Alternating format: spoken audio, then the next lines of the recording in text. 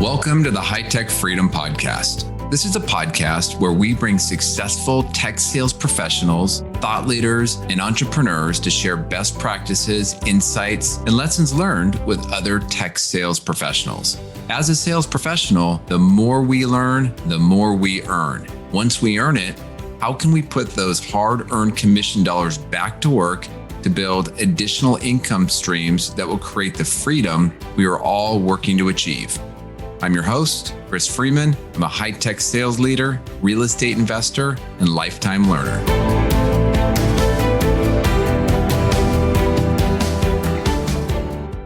All right, welcome back to the High Tech Freedom Sales Podcast. Really excited to speak to my guest today, JC Otero. So we'll get his full bio and background in the show notes, but JC, welcome to the podcast. Super excited to be here, Chris. Thanks so much for reaching out and inviting me to be a guest on this great podcast. Oh, man, my pleasure. You're welcome. Well, why don't we start by, can you share a little bit about your background in sales? Yeah, for sure. Background goes all the way since I was a child. I've been selling my whole life. Always had little side hustles growing up as a kid to generate some extra money. But, professionally, I've been in sales for over 15 years now. I first got my start in Wells Fargo Financial doing debt consolidation. And that was a real challenge because I was talking about the most personal thing with people. But I progressed my career from there to, working in technology hardware with Dell, worked with data management software at Informatica. And then for the past 4 years, I've been in sales development leadership. And that was a transition that I made because I really get a passion out of helping and develop people, especially like future sales professionals. And so I've really been going there for the past 4 years into various leadership roles. Yeah, so you were leading a team of business development reps. Is that? Yeah, so it's been a really fast journey since I transitioned. So I first started out with one team of 14 reps, and that was within a new organization. And a little over a year and a half after that, I transitioned into leading managers. And so that's when I joined Dun & Bradstreet to help take their sales development organization to the next level. I had inherited 6 teams and grew that to 13 teams in the span of about 15 months. And then most recently, I was with a smaller size company and leading a global team. So I had a team in Europe and a team in North America. And that's all just happened in the past 4 years. Okay. Wow. That's a lot of transition in 4 years. Well, I'm curious. So you went from the sales role to managing a team of sales development reps. Mm-hmm.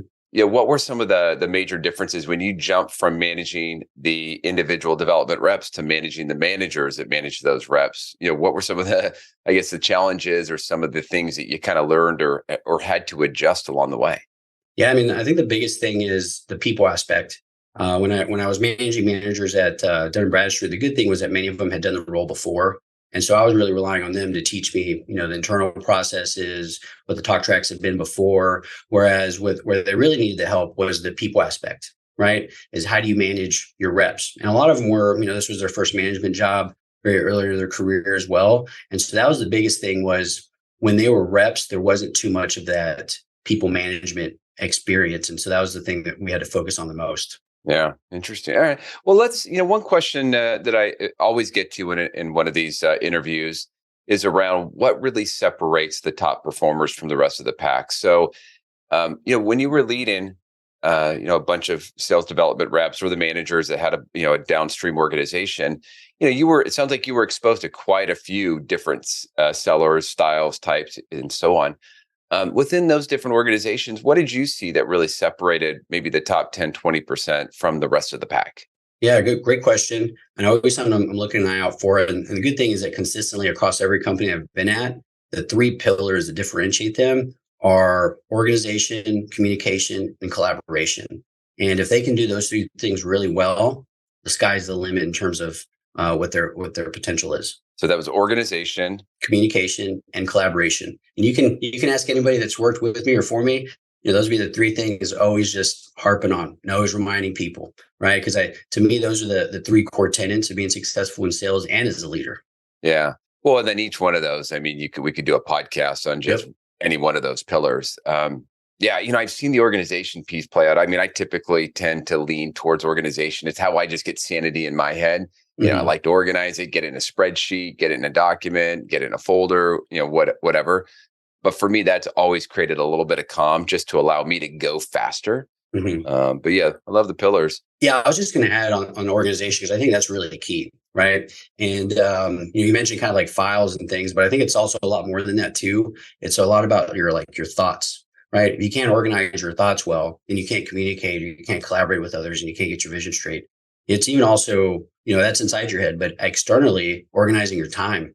That's the thing that I'm just so amazed that so many reps do not maximize their time, right? Like that's the biggest differentiator that I see between people is between high performers and underperformers is how they manage their time. And that comes back to organizing it. So that way you maximize those 40 hours you have a week or more. Yeah.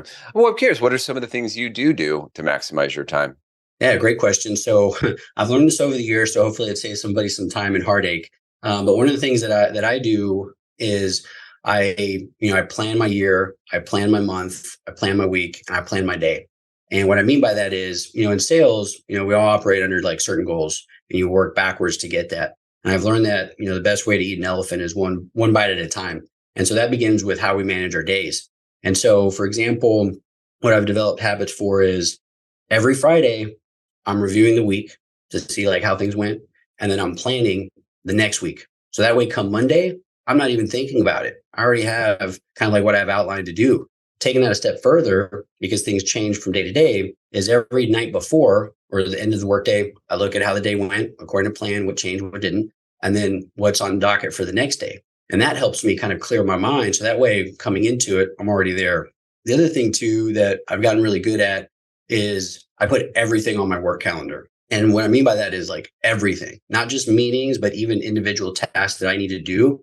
And what I do is it's kind of like a puzzle, right? And I see it to where I just put things on my calendar. And if it's something that I'm doing by myself, I put it on there, but I set it as free in case someone else needs to schedule time for me. Of course, if it's time sensitive or whatnot, then I put like do not disturb or I'm busy. But what that does is it really helps me just get things done. And then it also helps me put things in a perspective, like when something's due. And so if something's not due, then I can move it. But then if it is due, then I make sure that I get it done ahead of time. But those are like two key things that I do. And I got tons of other like time savers because we got to maximize that. Yeah, that's interesting. It's interesting. So you actually book some of your tasks. And what I heard you say is if it's not, if it's a little bit flexible, you'll leave it as available in case there's an important meeting. But if it's an important task, you'll actually book it and lock it into the calendar. I love that because at times I've played around with putting my tasks just in the top of my calendar. I'll merge my Google and my work calendar together. So sometimes I'll just put them in the top, but then what happens is, you kind of forget about them, and they sit there in that day, and they pass by. I'll give you an example too, because this is one key area that, especially working with like sales development reps really early in their career to like develop excellence, is they got to own their time, right?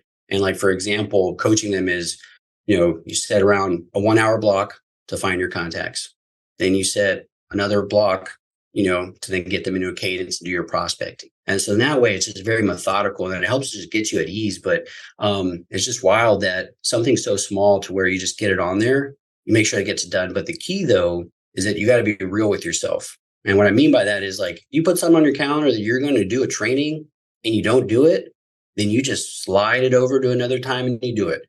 And the reason why is because you don't want to look back on it and you're not getting the results you want, but then you have all these things on there that you said you're going to do, but you didn't do them. And so that's really kind of like one of those key aspects as well, is that you got to be real with whether or not you're getting it done. I love how you hold yourself accountable. It's a fantastic skill. Well, let's talk about communication for a minute, because there's both obviously the customer communication, which is, core to what we do, but then there's the internal communication. I'm just curious to hear some of your thoughts around, maybe start with the internal when we think about career development, especially an early career rep. What are some of the tips or lessons learned that you've learned about, quality, effective internal communication to help elevate your brand in your career? Oh, great question. I'm all about it. And it's internal communication is the only thing that's happening like all day.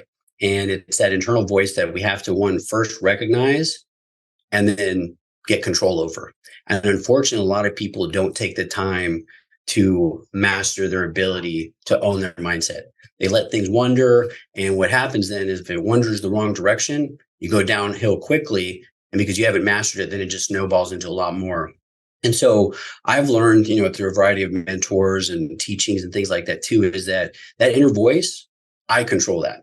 And knowing that I control that, I then need to be cognizant of whether or not I'm having negative self-talk or positive self-talk.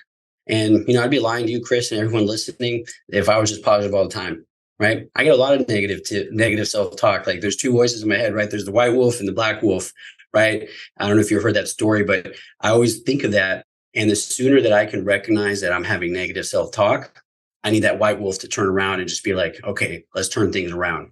So that's key. But I mean, I can go on a lot more about that, but what specifically do you think would be like most valuable? So interesting, because I was thinking internally within the company, but you took it down the internal sorry. mindset, which was, no, that was fantastic. I mean, I'm really glad you brought that up. But, sometimes there's what we do with our customer, and then there's what we do to go drive that initiative internally to go get that customer. Maybe there's a special request. Maybe, you're trying to explain to your manager, where you're going with that account, where you're going with that territory, kind of what your internal campaign communication. And, some tips around, effective communication that really sets you up for success internally. For sure. That's good. Good. Appreciate the clarification. So one thing that I found is really helpful is with those internal conversations, you're going to have impromptu ones, and then you're also going to have scheduled ones. So if we could dissect both of them, right? So let's look at the ones that are like scheduled. Well, because it's going to be on your calendar, right? So you prepare ahead of time as to what you're going to talk about in that conversation.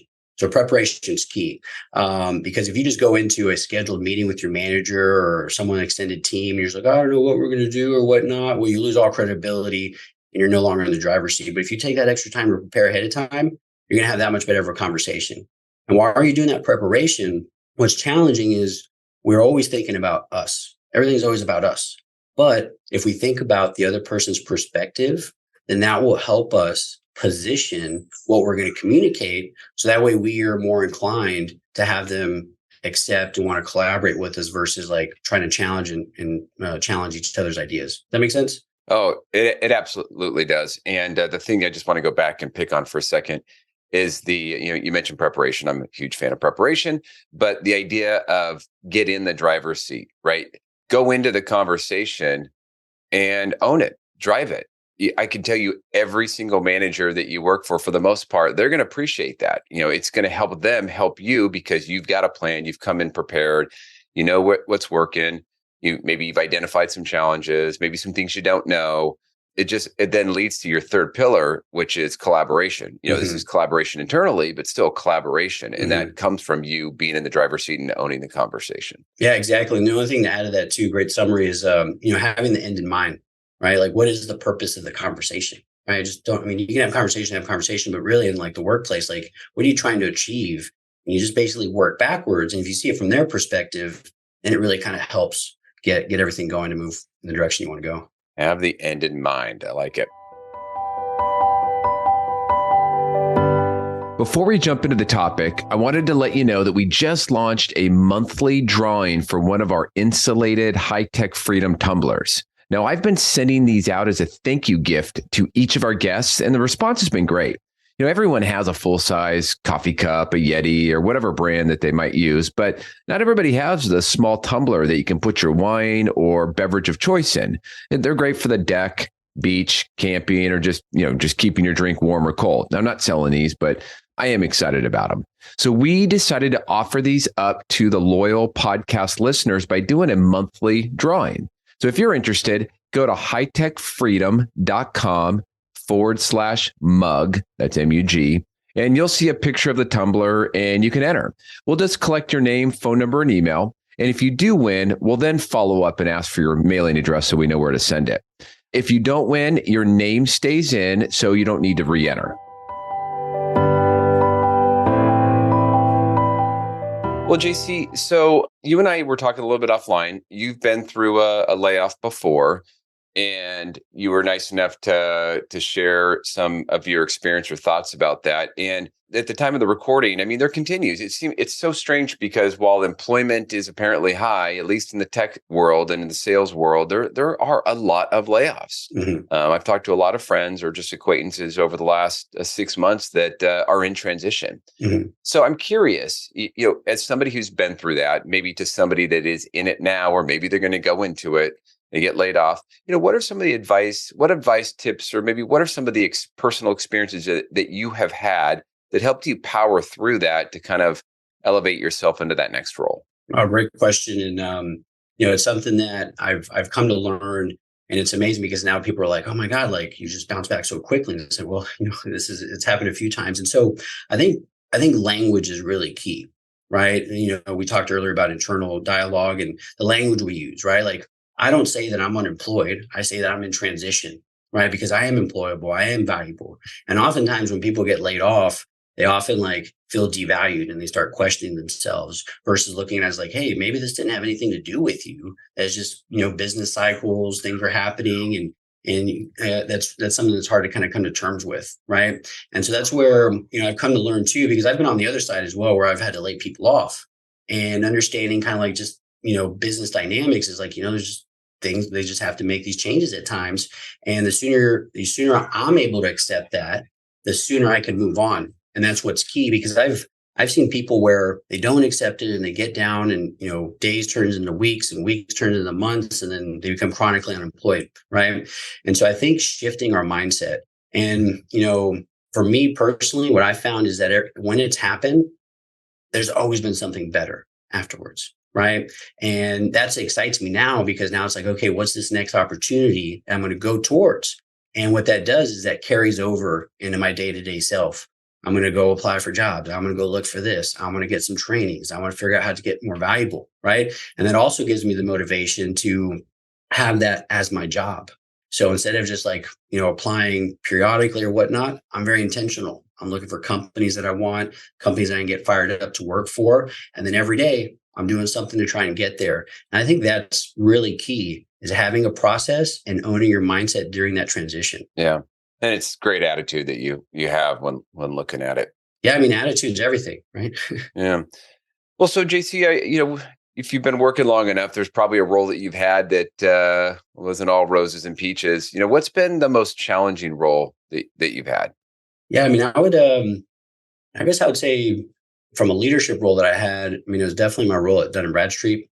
Just because that was the first time I was really kind of taking on, an organization. I was, having direct managers, and I was also tasked with a really big goal of, more than doubling the size of the organization in the first 12 months. Right. And, there's a lot of things I didn't know, but I took it on as an opportunity to grow and develop. And the great thing was that I had such an awesome extended team, not only within the department, but also in others like HR, marketing, and sales enablement, that we're able to, collectively work together. But I think just I don't want to call it daunting, but just kind of the huge task of, coming into an organization, trying to turn things around and grow it was definitely probably one of the more challenging so far from a leadership role. So I imagine you had some peaks and valleys in that process. When you were in one of those valleys and really maybe struggling with whatever it was that you had to do, how did you pick yourself up, in the morning and just kind of power through it?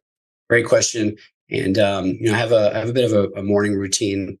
And one of the things that I do is listen to something motivational. As cheesy as that sounds, whether it's big David Goggins fan, really like Billy Osbrooks. I also listen to just affirmations as well too, and so I kind of mix it up.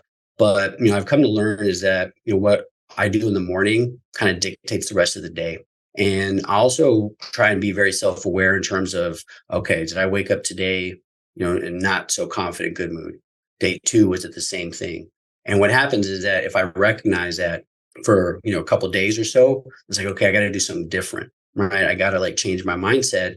And it might be something bigger, but that's a piece of it. The other thing too, is that when I'm really struggling or I have a lot on my mind, I take those thoughts out and I put them on paper. Because what I've come to learn is that, those thoughts bouncing around our head in that self-talk, and until we put it down on paper, it becomes a little bit more real, and we can actually start working with it. And then those voices go away from your head because they want to come out. So I got to put those on paper. And then the third thing that I do too is I just talk to people, right? I have a close network of friends and family too that I can reach out at any time and kind of just vent or talk to and get that different perspective. But those are kind of the three things that I'd say I do. I like the example of putting it on paper. I sometimes call that just start working on the problem, right? It's you get it rolling around in your head, but once you put it on paper and you start breaking it down and just start working on it, I find that, at least personally, I have less time to worry about it because I start putting myself into the work versus worrying about the work. Yeah. And next thing you know, a day or two goes by and you started to solve a few of the things that were on your mind. Yeah. And one last benefit too of putting things on paper is that you can go back and you can look at it. And so, say you're having a bad week or whatever, and then 2-3 months from now, you're doing great. Well, guess what? Look back and remember those troughs and valleys that you had, even those highs as well. Like that's the same thing too, is that, when feeling down, I go back and look at some of my wins, whether that's a certificate or a trophy, just to remind myself of that success and go over it. And that's the other added benefit of writing things down. Awesome. Well, I noticed it seems like you're pretty active on the giving back side and the charitable side. What are some of the things that you're doing that you're passionate about? Yeah. So one thing is earlier this year, I finished a program that was people of color, like certified to go on to like board leadership. And so I've been on a few boards in the past, and it's been some years since I've been really involved. But one thing that as of late that I've been somehow just people get connected with me at various points in their career to transition into tech sales. And so like right now I have about a handful of people that I'm either very early on coaching them to do a career transition into a tech sales job, or just help them get into their first AE or SDR type job and coaching them for like success. And I really passionate about that. And so right now I'm searching for organizations that I can do that maybe a little bit more at scale. Just because I get a thrill out of seeing somebody that's wanting to change their life, through tech sales, but not knowing how, but seeking out the help to do it. And the other thing too that I've been involved with for quite some time now, and right now I mainly help out and advising, like when it comes to like grants and things like that, is been mentoring an individual in Kenya for so long that he's deaf. And, so many years ago, we started an organization, Deaf Empowerment Society of Kenya. And now it's grown to an organization that, impacts thousands across the country. And so I, consult with him on just programs and grants, because now he's got a whole staff and things like that too, but always available to kind of help out. But that's kind of what comes to mind right now, Chris. Wow. Have you been to Kenya before? Or? Yeah. So good question. We did go in April 2018, which was also around my anniversary. So that was a good trip. But he actually, because we've grown so much together, he asked me to be his best man in his wedding, and also like the godfather to his firstborn. And so we went to his wedding, and that was a life-changing experience, and looking forward to going back because it's been quite a few years. Yeah. Wow. Well, that's cool. Well, thank you for sharing that. Yeah. Well, JC, if somebody would like to reach out, get hold of you, connect, we'll have your LinkedIn link in the show notes. Is there another way that you'd want them to reach out to you? Yeah, I'd say LinkedIn is probably the best. But yeah, I'm on LinkedIn all the time. Just send me a connection request. It'd be great if you include a message as well too. Just that way I know to connect. I get a lot of spam messages just like everyone else, but just include a short note. Heard you on Chris's podcast and would like to connect, and I'll definitely respond and get some time to get better acquainted. Awesome. Well, JC, thank you very much for your time today. Awesome. Well, thanks so much, Chris. Thanks again for joining us today. To get more sales and real estate tips, you can subscribe to our newsletter at hightechfreedom.com. You can also join our private Facebook and LinkedIn group that is exclusively for sales professionals. If you found a nugget of good information in the podcast, please subscribe, give us a positive rating, and write a review.